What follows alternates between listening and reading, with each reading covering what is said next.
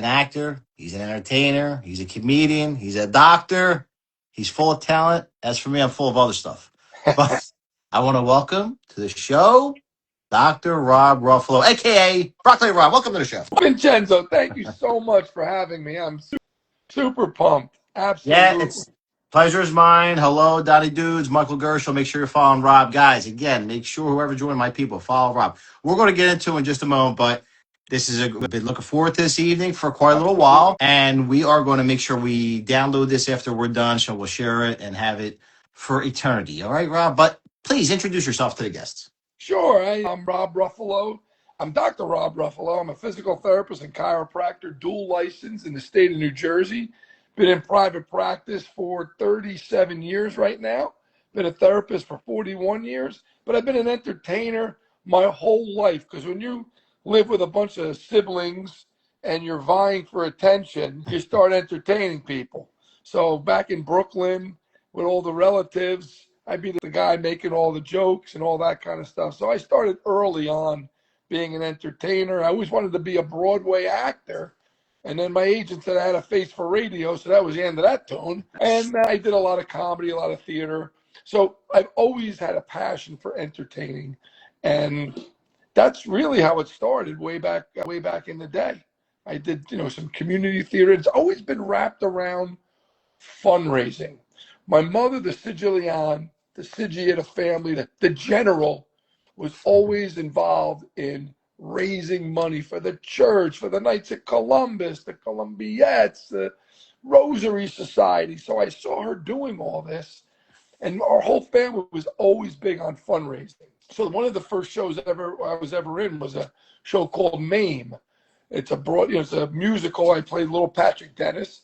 And we raised money we practiced over the summer. We did the show over the summer when most kids are down at the beach. Yep. And we raised money for a kid that had medical bills. He was like 8 years old. So I just got the bug of being on the stage, that dopamine, that serotonin, all that oxytocin and all those great chemicals that just get you fired up. That's my high. I don't drink. I don't do drugs. I don't smoke. None of that stuff. Entertainment gives me the high. Watching that person in the audience laugh gives me the high. And raising money for really valuable causes is what I'm about. I do comedy for a cause. So that's where we're at. That's tremendous, brother. Tremendous. Fast Ed says, "Go Brock." That's my buddy. That's Ed. That's my golf buddy. How you doing, Eddie? What's up, Michael Gershel? Donnie Dudes. Guys, listen. I tell you what, and another thing too, I mean, we're regional, we're northeastern United States, Philly, New Jersey, New York, that whole kind of triumvirate over there. Tell us how you got started. I mean, you're a comedian, but like you said, you got started with the acting, but tell us what made you do the switch what made you become Brocky Rob? That's a funny story. So I was always Robert Anthony, because the name Rob Ruffalo, people thought I was related to Mark Ruffalo. So I did the Robert Anthony thing for a long time. And when I was in chiropractic school, I went to PT school first. And then I graduated in 1985. I went to chiropractic school immediately afterwards. And while I was at Levittown doing my clinical rotations, I saw a sign from Governor's Comedy Club, very famous comedy club. It said open mic night. And I go, I always wanted to try to do some stand-up. Let me go talk to the manager. I don't know anything about this stuff. So I go in and I go, what do I need to do to get some time here? I got to sign up. It goes, you got to bring her. Bring who? My girlfriend lives home. No, bring her means bring people. Okay. What do I bring 10 people? What if I get 10 people? We give you 3 minutes. I'm like, well, that ain't enough time.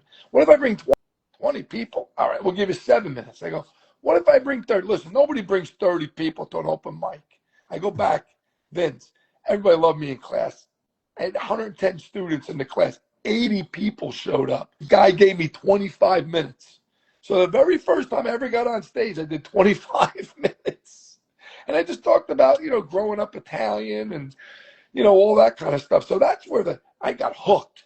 I'm like, wow. So now I get out of chiropractic school. I'm getting ready I opened my own business right away. I was 27 years old and I opened my own practice. I didn't want to work for anybody. So while I'm working, I'm doing some physical therapy, I'm opening the practice, a friend of mine owned a bar. I go, wait, but what if on Wednesday nights I come down and I do a comedy show? I'll produce a show, I'll host, and I'll bring various comedians in. So we did that for a year. And the day it was $50, 2 beers, and a taco or something. So one of the comedians, to this day, it's hysterical. I can remember the date. It was like March 9th, 1989. I hired this guy. You might know him. People out there, you might know who this guy is. Ray Romano was my guest, was on my show. He was just starting out as a comedian. It's like 1988, it's like around 1980. I think it was 1989.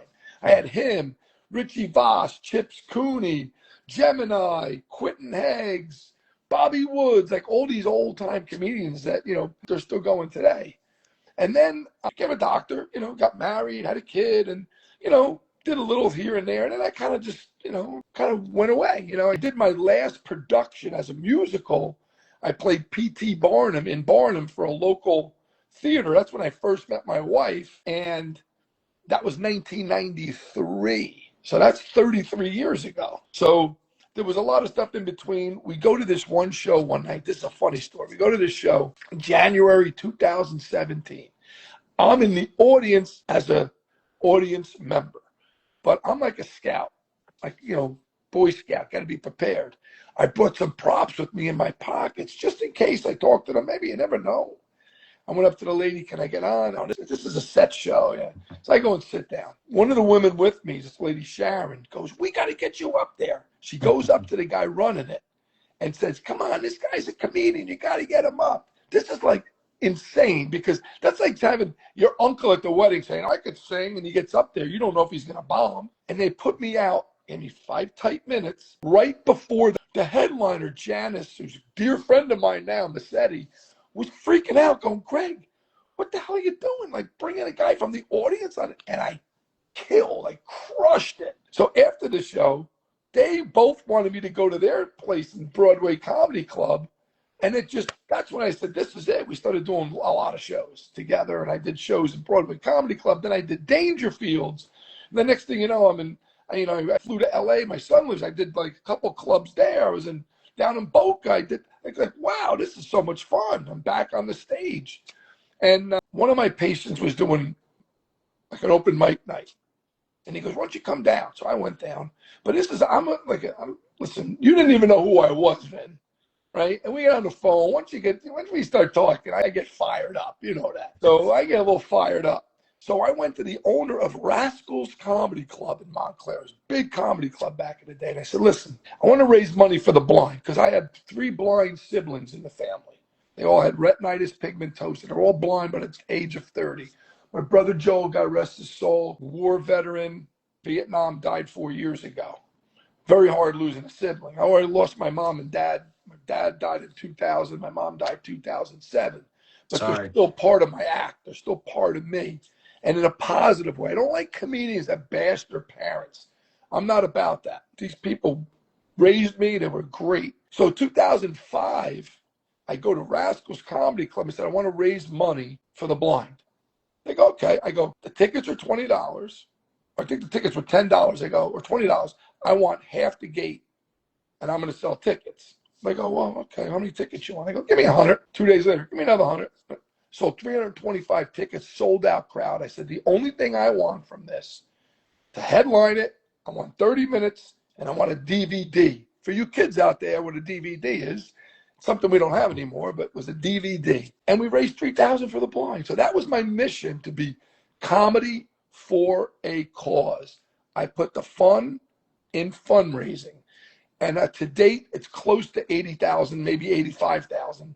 We just did a big show this past weekend for Rosemary's Rescue Ranch. If anybody goes to my site, click the link. They're still taking donations. It's for rescue dogs and cats. They find homes for these dogs and cats. And I just got the numbers, and we're close to $7,000 that we raised this weekend. So that's what I'm about, It's great stuff. I did a lot of corporate comedy. I did comedy for Delta Airlines and other things. So I'm just having fun. And I'll tell you other stuff, but keep, No, listen, it's unique, because a lot of times people in business, everybody's just trying to move up, trying to put themselves over, try to gain popularity.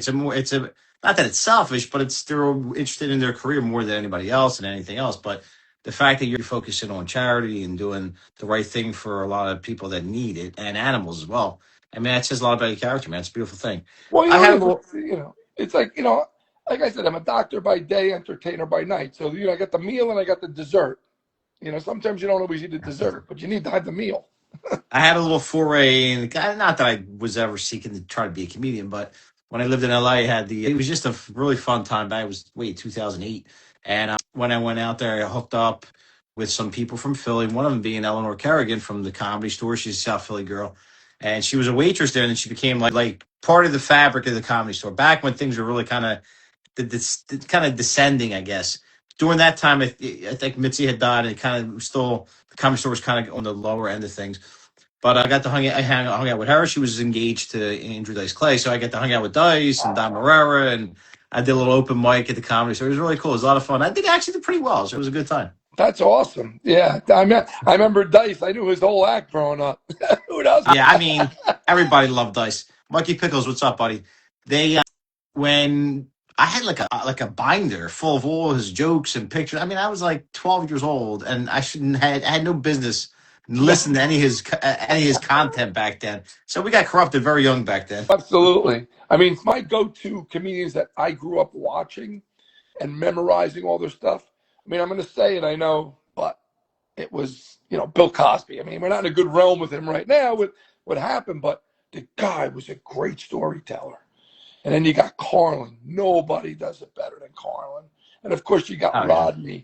So my act has got like that Carlin-esque Rodney feel, storytelling stuff, and like that slapsticky kind of Jerry Lewis, Kramer, or Norton kind of characterization. A lot of people say, you remind me of Sebastian Maniscalco, because he's very animated.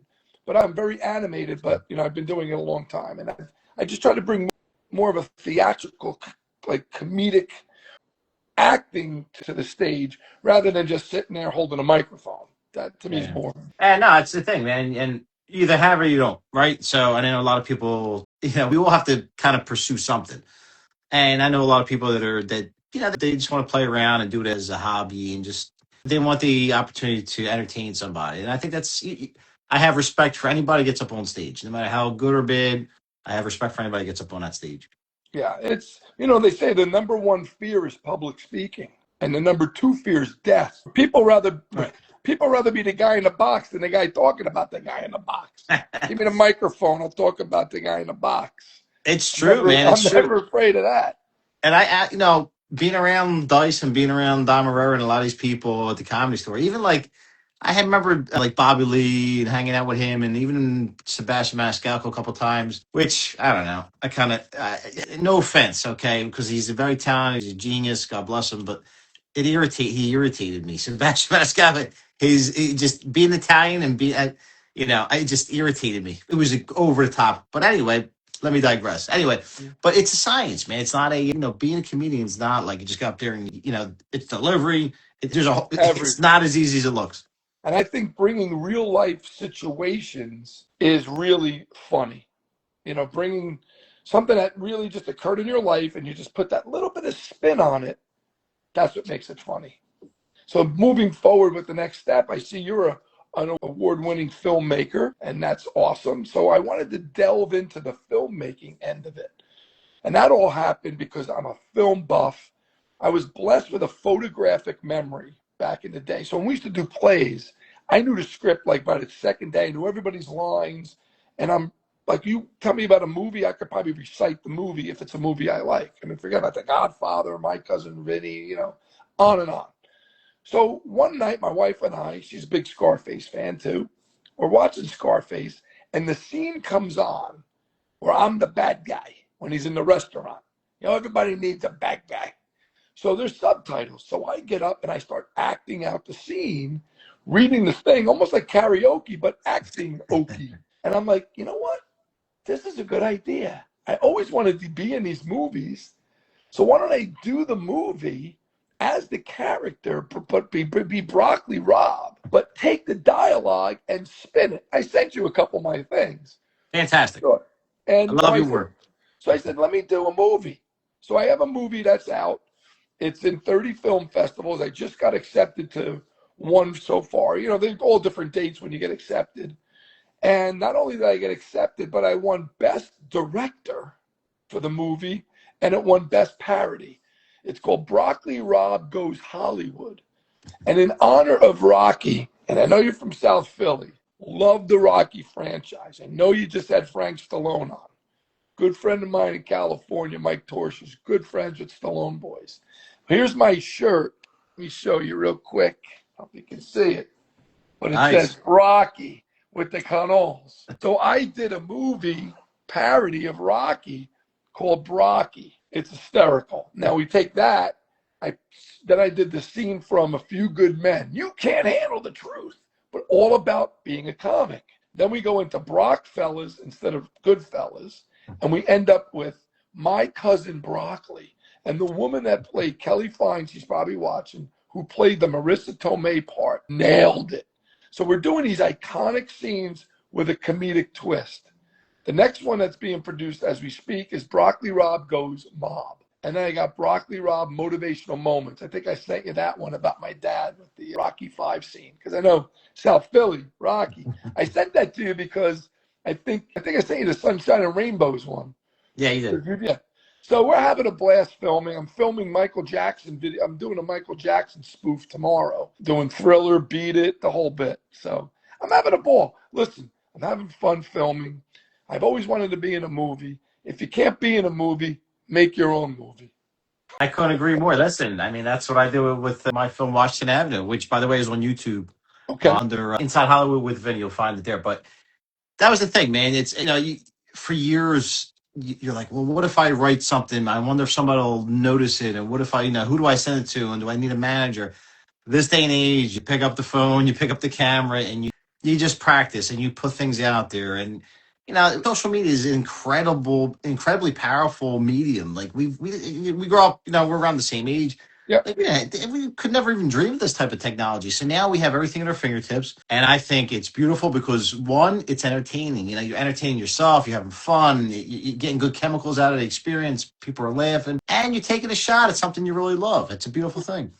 And I'm out of the house. My wife's happy. Jeez, Go play golf, go play pickleball, go make a movie. Rob, it's a sad testament these days. I always look at the funny. We talk about marriage, right? It's you get through that period where the chemicals are all firing and you're all in love and it's all passion. You fast forward like 20 years, 15 years, and you just. No, I got to tell you, we're gonna be married 32 years, and my wife's too fast, and she's the executive producer in my movie. Because I needed somebody to approve the Amazon bills. Well, you gotta watch who you give those credits away to. It's another lesson. Don't give too many credits away out there. No, she's great, very supportive, and that's how we met. I made her laugh at a party.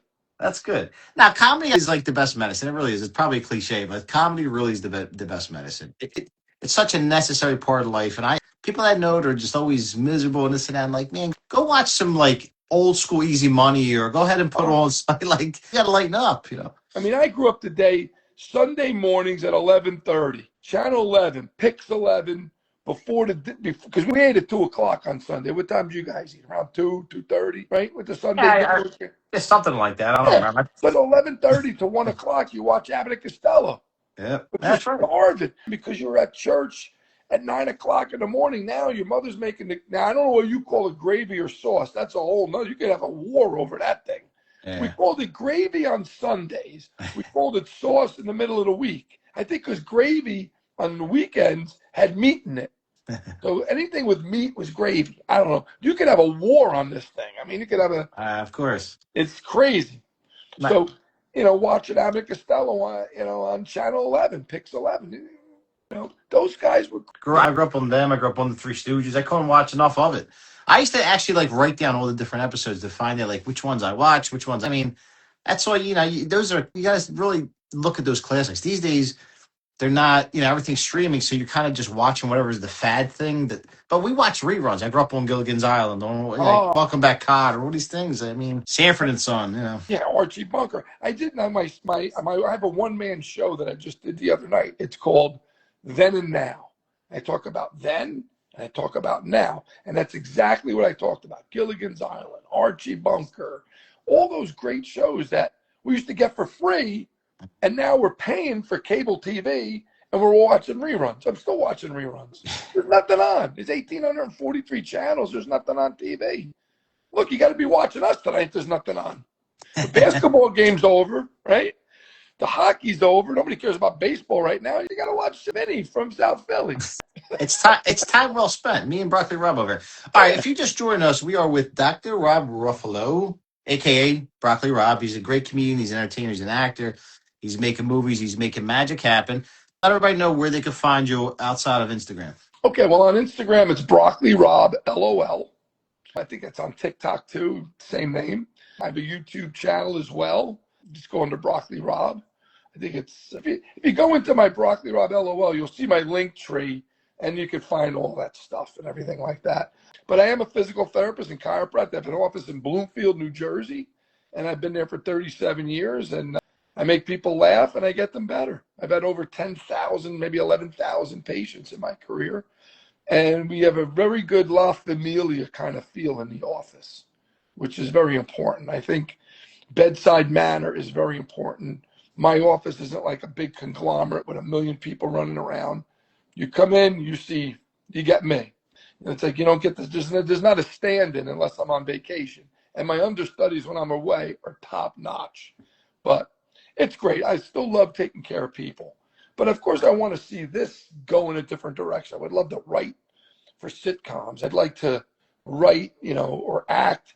I'm trying to get some acting jobs. I just auditioned for a couple of movies, small parts, commercials. The thing about commercials, I could be that comedic person, or I could be the serious Dr. Rob, talking about, I don't know, Nature's Way, vitamins or something like that, So a lot of different avenues I'd like to go, but I'm really having a ball doing the filming. And hopefully I'll get into a few more film festivals. Keep going, man. I love it. I think that's the best way. Just take every shot you can. There's a lot of room for people are always looking for entertainment, and they're always looking for doctors. So, and the thing about you too is if they come and they visit you, you don't do the traditional bill collecting thing. You send the guys with the no necks in case they don't pay you. So I like that about you. I really do. It's funny because the name of my practice is A Team Approach. They go, like the show, yeah, Mr. T's going to come and hit you over the head if you don't.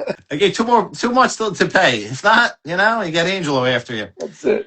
All right, so guys, if you haven't already, please make sure you follow me on YouTube. I am under Inside Hollywood with Vinny. On there, you'll find my recent interview with Frank Stallone, part 2 of it, part 2 of 3, and then also my free movie you can watch, Washington Avenue. It's a short, it's award-winning. I'm very proud of it.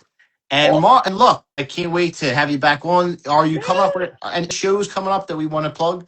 Yeah, I do have a show. There's a show in Fairfield, New Jersey. It's called Cucina Calandra. If anybody's up north, that's on July 15th. I'm doing a couple of festivals, once again, fundraiser kind of things, Unico and Sparta. I'm doing that. I'm doing St. Anne's Church. I'm trying to work on the one-man show where we're going to produce it and try to get out to some different streaming networks. So there's always a few shows here and there. Just kind of stay on my Instagram. I'm always posting away, and that's where we're going with all that. But stay tuned for my movies, though. Yeah, a little snippet. I give a little teaser. But one question I got for you: pork roll or tail of ham? Pork roll. Tail of ham. God knows the last time I ate it. I like scrapple. That's my thing. Scrapple, baby. Who's a scrapple person? You know you are. Don't be shy out there. Yeah. Guys, our guest tonight has been the amazing, big-hearted, and very cool guy, Dr. Rob Ruffalo, a.k.a. Broccoli Rob, and I can't wait. We're going to have another viewing of this. If you missed the beginning or whatever, we're going to have a little edited version that we'll replay that we're going to put out. So stay tuned for that. It'll be on the YouTube channel with a clip on here. Guys, you've been great. Make sure you follow Rob. Make sure you follow me. And make sure you keep laughing, all right? Until next time, any last words, Rob? Yeah. Listen, remember, life is short. It's better I'd rather laugh myself to death than cry myself to sleep. Keep laughing. Life is too short. And laugh at yourself. People don't want to laugh anymore. Come on, everybody. Life is too short. Have fun and be good to the ones around you. Just be positive. The negativity is no good. Have fun in life. Well said. And with that, we'll leave it on a very good note. Right. Again, thank you everyone for watching. Make sure you're following Mr. Rob over here. And we'll catch you next time on Inside Hollywood with Vinny. Thanks again, Rob. See you next time. Thank you, Vincenzo.